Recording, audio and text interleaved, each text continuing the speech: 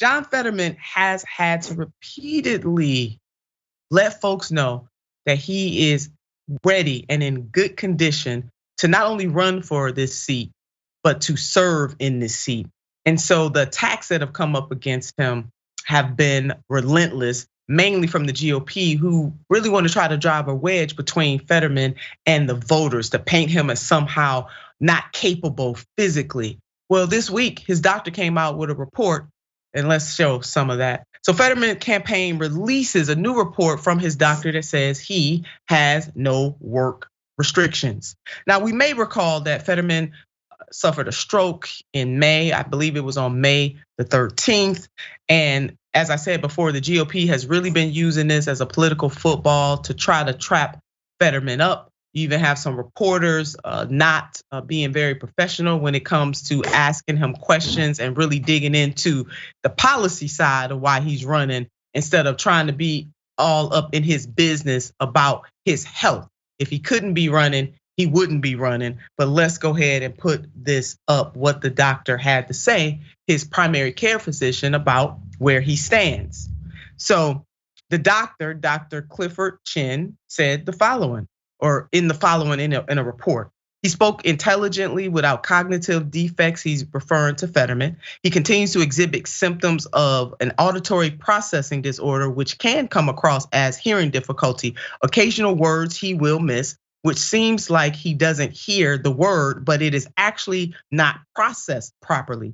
His hearing of sounds such as music is not affected. His communication is significantly improved compared to his first visit, assisted by speech therapy, which he has attended on a regular basis since the stroke. So the bottom line is he is recovering like any other stroke victim would. And Doc, who among us has not mispronounced the word, misheard a word, had a synapse lapse, and that's all without having a stroke. So this is nothing but manufacturing of a conundrum that they're trying to make for John Fetterman. Herschel Walker can't say COVID. Okay. Stop. Herschel Walker can't say the word COVID.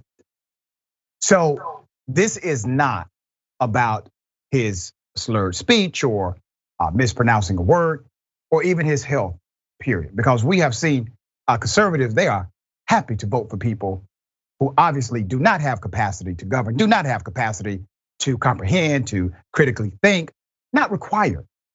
But all of a sudden, it becomes this great wedge that they utilize in order to one up the political opponent. Why?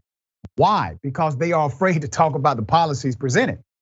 The reality is, in elected politics, we're looking for not only the policy point of view and the policy advocate, we're also looking for the person that has a decent heart, the person that has a good sense of values. Let me tell you why that's so important. Because on the campaign trail, there are questions I won't think to ask. There are questions you won't think to ask. You don't know what they will do in every situation because you can't think of every situation. So what do you have to go on then? You got heart. You got values. You got to be able to say, you know what? I can't ask every question that this person may have to encounter, but I believe that they have a value system that is aligned to my own. And beyond what they have said on record, I need to also trust their heart going into the office. And the brother has heart. He got heart. He got heart.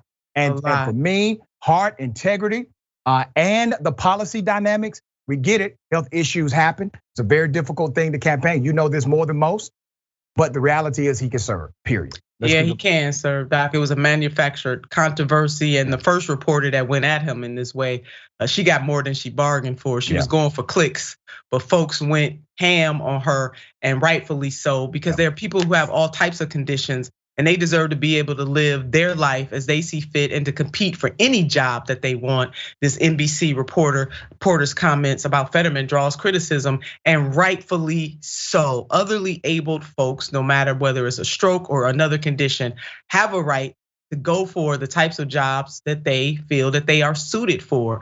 And non-physicians should not dip into a physician's place trying to diagnose these folks and determine who is capable, who is able, and who is not. It reminds me when Senator Bernie Sanders had his heart attack and they had written off our campaign. Doc, they surely, I mean, I remember it like it was yesterday, getting that call early in the morning. But look what happened. Not only did Senator Bernard Sanders recover, he came back out with the fire, the total fire in the belly that we put on full display in Queens, New York, when we had our first big rally where there was almost 30,000 people in attendance. The type of negative, nasty political ads that were ran against the senator because of this heart attack. So people do dirty, nasty things in politics that we should not accept. So you go ahead on, John Fetterman, and you run your race. And we are so glad that your doctor has signed off a clean bill of health that you can do what you do.